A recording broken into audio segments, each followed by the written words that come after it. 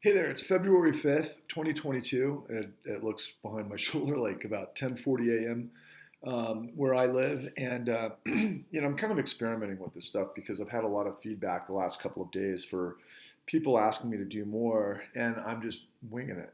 I'm literally just coming on here to kind of speak my mind and to try to deliver some truth bombs to a world that's desperately in need of them. And I'm not showering. I'm doing errands. I'm coming back from the gym, or I'm out on a hike, or several different things. And I want to say that I don't get paid to do these things. I'm literally offering my knowledge to the world because I've got the information everybody needs to understand above all else. That sounds mighty arrogant, and who the heck am I, right? I'm just a guy, and I continue to say that in some of these podcasts that I've created. But my name is Patrick Lovell. I'm a television producer and an investigative journalist, and I produced a 5-part television series called The Con. And The Con is the revelation of the largest criminal conspiracy and cover up in history.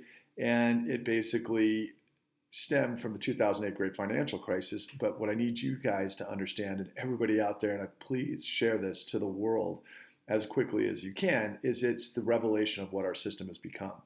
And I've had some close personal friends in the last 24 hours say, look, man, a lot of people are paying attention to what it is that I'm putting out there on these silly videos, as opposed to this multi-year long, expensive, extravagant, unbelievably detailed analysis that we lay down in the con, because that's just the way people consume stuff in this extremely um, loud and obnoxious and overwhelming and drown out everything time period. And people are connecting directly with people. And so, if I can hopefully just connect with you on a one-on-one level, maybe you'll trust me. I really hope you will, and I pray that you do, because we are in a massive shit show right now.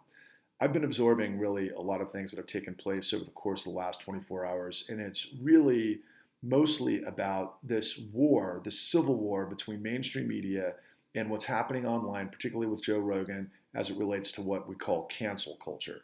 And Joe Rogan, of course, is, I guess, a controversial figure for a lot of people who don't understand who Joe Rogan is. I've personally watched Joe Rogan for years, and I know exactly who he is. We come from the same generation, and he reminds me of everybody I grew up with. There's the kind of conversations we had back in junior high school, listening to metal and smoking bongs in the garage, and wondering about what the hell the world was like. And that's what we did, and that's what the Joe Rogan podcast experience was all about. He went into lunatic Fringeville with some people like Alex Jones and others a long time ago, that I would listen to those things at the time and like maybe 20 minutes of it and just turn it off, because that's my choice as a consumer. In a land of freedom and free speech, and new technology allows certain platforms, and you can check things out. You can choose to listen to somebody like Joe Rogan on an independent platform, or you can listen to watch CNN or Rachel Maddow, or whomever the case is. That's the idea of America and free speech and media and so on and so forth. But really what's going on in the last 24 hours, and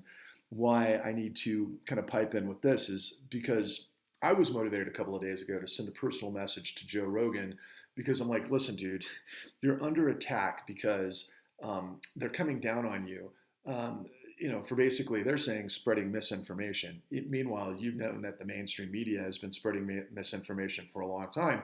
And then it becomes this like literally almost high school dynamic, where we have a lot of really clever and I think thoughtful and really awesome comedians, for example, like Russell Brand and Jimmy Dore, really blowing a lot of this stuff up, and they're very good at it, right? But really kind of the come from for really all of them, not so much Joe Rogan, but Russell Brand and Jimmy Dore, is that they're just constantly against corruption or the system or hypocrisy or duplicity or complicity and all of these things. But they're all responding to this echo chamber, right? This 24-hour thing. They've all got audiences. They're all trying to find the zeitgeist, because what's hot? Well, Joe Rogan has 11 million viewers, and they're coming down on him because, he's, providing a platform to certain doctors or scientists that are supposedly providing misinformation of the vaccine and COVID and all of those other things. And from my perspective on that particular topic, it's like, look, I trust science. I trust. I've been vaccinated. I've had the booster, and I think the whole thing is weird with the Wuhan virus and how it started and the timing of it all, and COVID and 900,000 dead, and it's a tragedy, and it's all of these things. But Do we all know it all? Does Dr. Fauci know it all? Obviously, Dr. Fauci is a controversial figure in his own right, and I'm not quite sure why, because I don't really pay attention to it, to be quite honest with you, because I pay attention to corruption of the financial system. That's really the actual story that everybody is missing, and I mean missing in a big way. And so, what I've been framing for a long time, particularly in my Facebook posts, is that we live in a corporate fascist system undergirded by a criminal syndicate. That's what it is. And in the end, quite frankly, it's created corporate socialism or just socialism for the richest amongst us. And there's a way that works. And it's all a giant crime that the world power is in on, and it is burying everybody else. Now, it's not actually necessarily burying everybody else. And I think I need to share this because I'm trying to desperately unlock people's minds that aren't a part of what I would call the pacified top 10%. The top 10% typically own assets, they own stocks, they have income. Many of these people are professionals. A lot of them are doctors and good people and maybe successful entrepreneurs. Maybe they're accountants. Accountants can be a little bit suspect on occasion if they're working for super rich corporations, but that's a whole nother story. And but my point is that if you have assets and you have income and you have stocks, well, the last 13 years has been pretty damn good. It's been a huge bull run for you. And so if you're looking around at the atmosphere out there, you're like, what's the problem? Well, that's because you've been pacified by a fictional economy. Now, the other side of that, and I'm trying to reach the 90% of you that are victims of this stuff and you're not even aware of it. And I had a conversation with a friend of mine this morning that really put some framing to this that I thought was extremely fascinating and something important to discuss, to try to connect with you type of people, especially under these circumstances. So the 2008 Great Financial Crisis is ancient history to a lot of people. Although, like I just said, it's actually created the system that we live in, and it operates a certain way, of which we unveiled in the con. And for us to all understand how this actual system works, you got to understand what happened. And that's what we used to do in this country. We used to have investigations. That's what you do when you're investigating crimes. And in the in a network of a judicial system with law and order, the idea is prosecutors and investigators go get the facts so that they can prove a case against an entity that might be acting criminally. That's the idea of law and order, not for bad guys to be able to obfuscate and hijack and through a revolving door manipulate and deceive and create a corrupt system that ultimately works for themselves at everybody's expense. And so, based on what happened during COVID, based on what happened with PPP loans and some of these other aspects, this friend of mine painted this picture this morning for me, and I think it may help the construct of a lot of people's minds out there, and I think it might inform and help most of us understand why it's so difficult to penetrate the echo chamber and all of this madness that's happening out there, like I mentioned at the outset of this, to unlock the people's minds of how this whole crime is working to what ends and why it should matter to everyone. And I'm trying desperately to fire up those who actually care about the idea of life, liberty, and justice for all under a system where the rule of law is equal and we have accountability for bad actors. That's what we all believe that we live in. You hear all the time recently, democracy is under attack, and we've got to step up now and lean into this. Otherwise, we're going to lose democracy. Yeah, all of that might look true and sound good in the moment and try to get people's ears to perk up. But I'm here to tell you, we lost democracy a long time ago. We're a corrupt system. It's bought and paid for. The revolving door and the big money operates with impunity, and they are completely above the law. And this is the corporate fascist system I'm talking about, undergirded by a criminal system that we unveil in the con. But we've got two tiers of justice, and or no justice above the line, and then of course nothing but pain and suffering for those below the line. And to try to unlock the people's minds below the line, one of my friends informed me that, look, man, the reason it's hard to penetrate her is because she lost her house back in 2008, and she claims that, yeah, I understood the terms of the deal, and I couldn't afford the adjustable rate, and when they came to foreclose on me, I just walked away because I couldn't afford it, and that's on me. Okay, fine, that's not the truth. The fact is that even if you thought you understood the contracts, that's not actually what was going on. And again, that's what we lay out in the con. There was nothing but just huge illegal activity through deceptive acts and practices that created a criminal pipeline that spread around the world through global contagion and then ultimately blew up the world, such that the Federal Reserve had to step up and save the bad guys who got away with a $29 trillion theft by foreclosing illegally on at least 10 million family homes. That created thousands of suicide, that created thousands of divorces, and created thousands of just train wrecks that never really recovered. And I really need you guys to try to understand that what I'm trying to do is to try to get you to pull, wrap your head around what it is that I'm telling you, because you're the victims of this stuff, and you were a target. You were predated upon, and you were taken advantage of. You were literally gang raped, if you want to know the truth, because you don't understand the system and you don't understand contracts.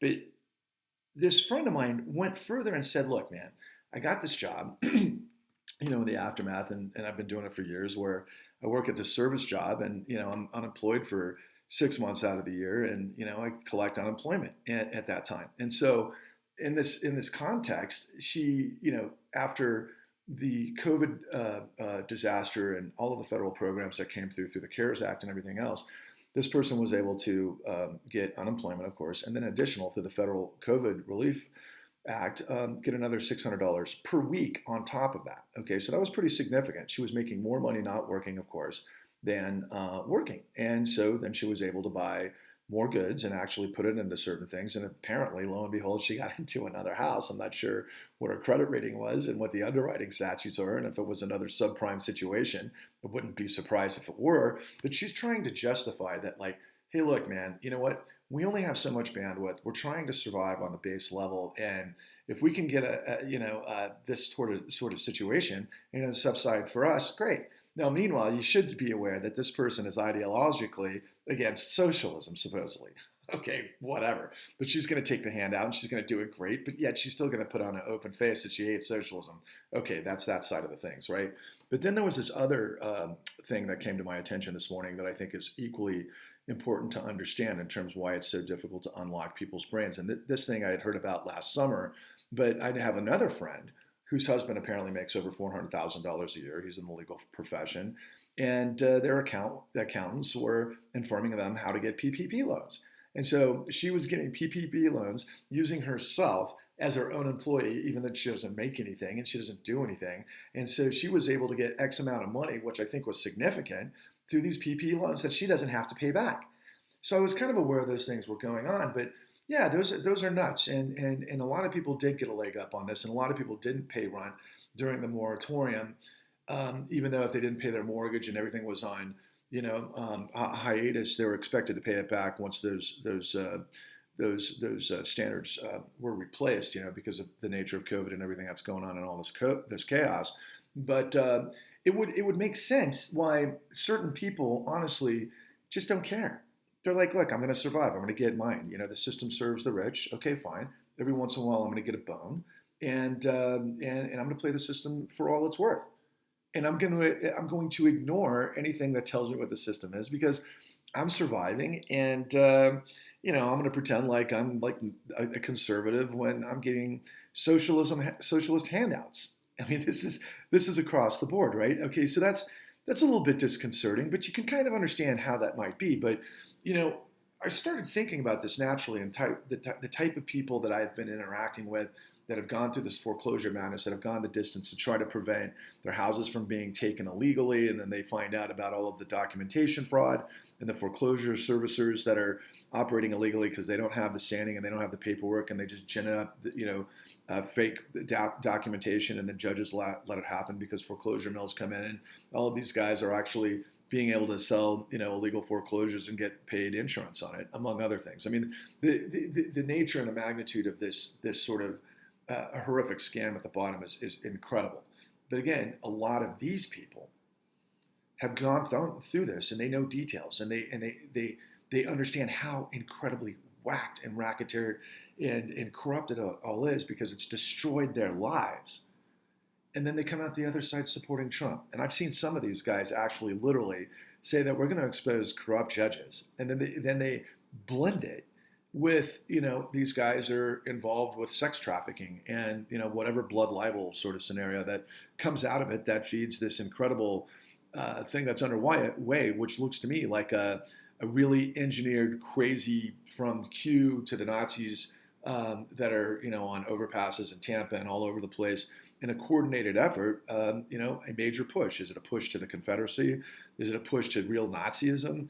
I mean, whatever it is, it's really dangerous. And there's this, huge current of that right now. And I know, I mean, it's just my gut. I don't have evidence of this. I only have anecdotal evidence. But just look at the kind of run up to this, guys. Back in 2008, the Koch brothers basically funded the Tea Party. The Tea Party was outraged about what the banks were supposedly getting as bailouts from Uncle Sam and all this other stuff.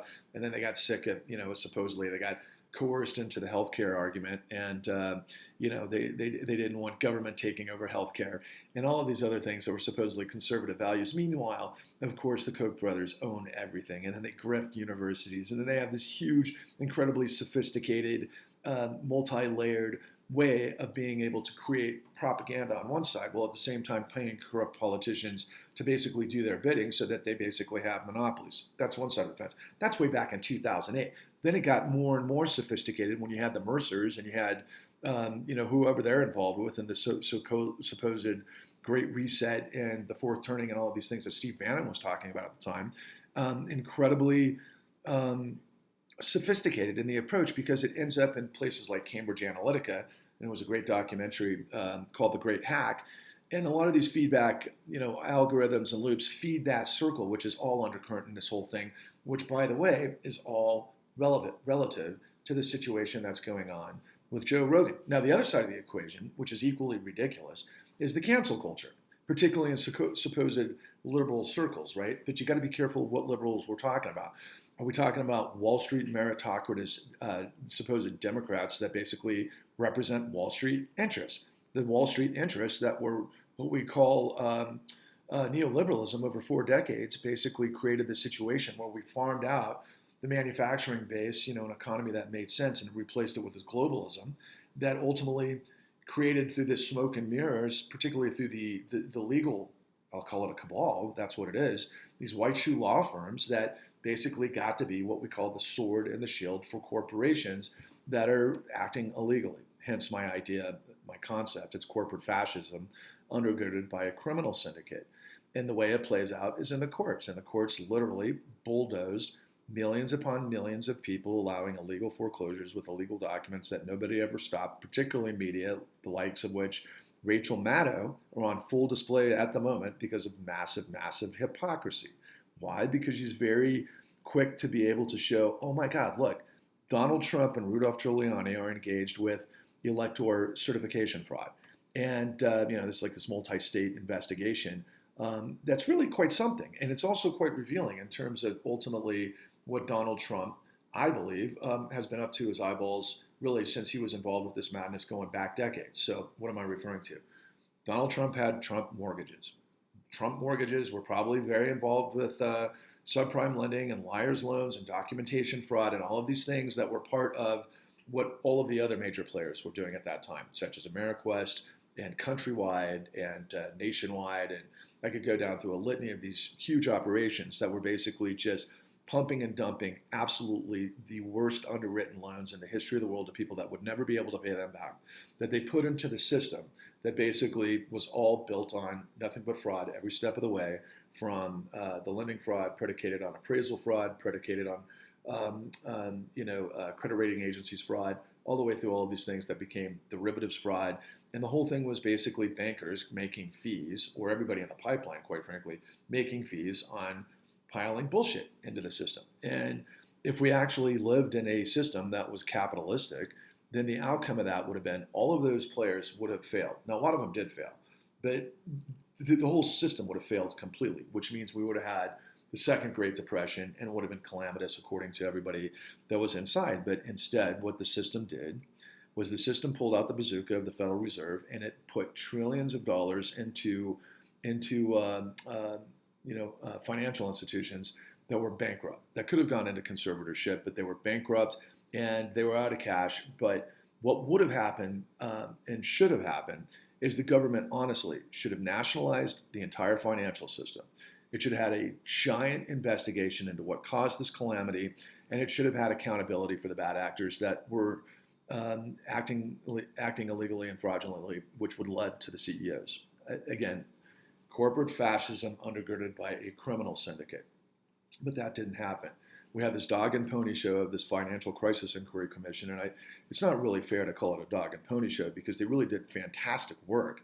But it was a bipartisan commission, and ultimately it wasn't professional prosecutors asking the questions of the 1,000 plus people that they interviewed and got the full story.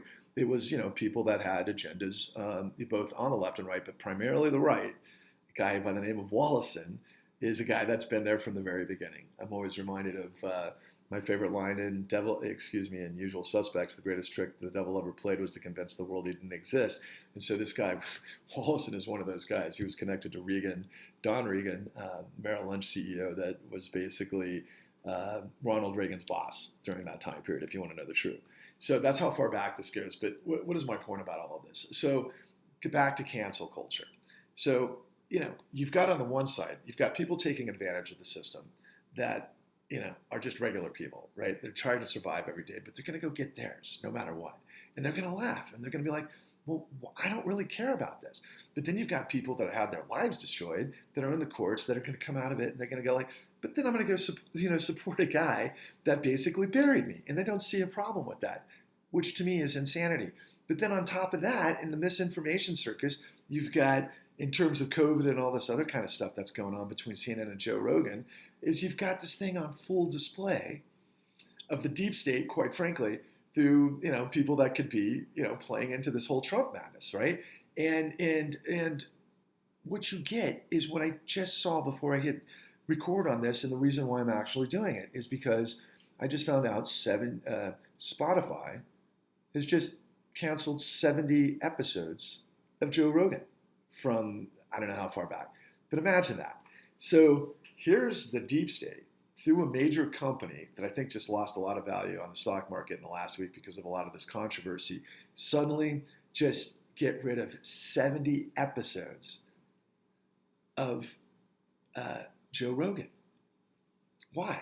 Well, because there's probably a long line of people that are going to do lawsuits against, special interests against Spotify for misinformation from Joe Rogan because Joe Rogan's not a journalist and he's not a journalism platform.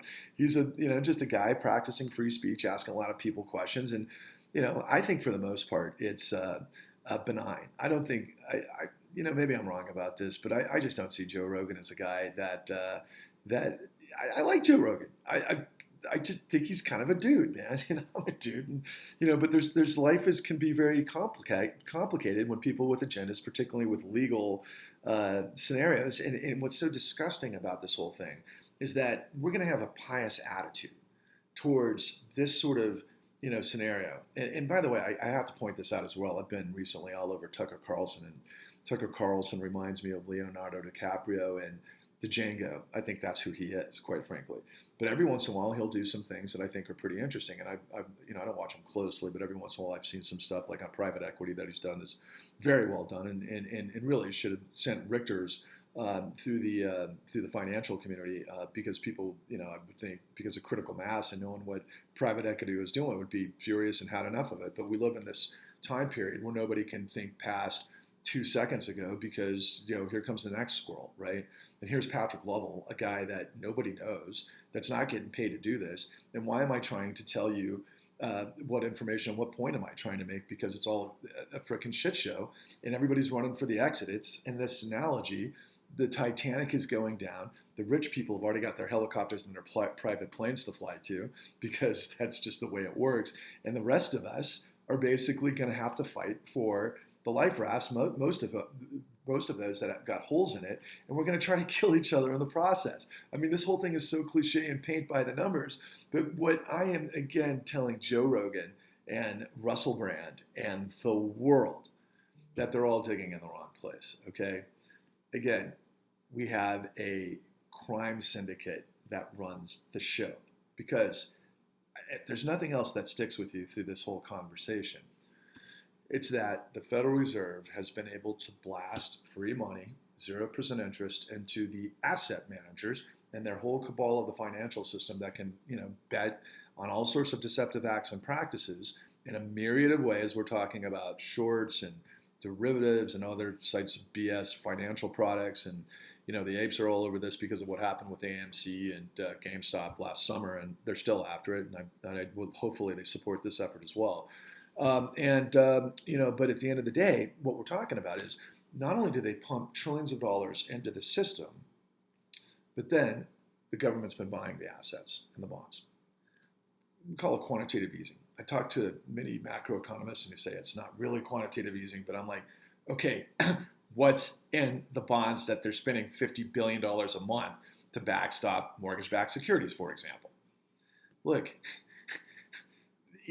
there's an argument out there to be made because of what I just told you about my two friends that were able to basically get more money than they had before. Well, in one case, more money than they had before. And the other person just sucking like a leech off of it. And by the way, she's a conservative too.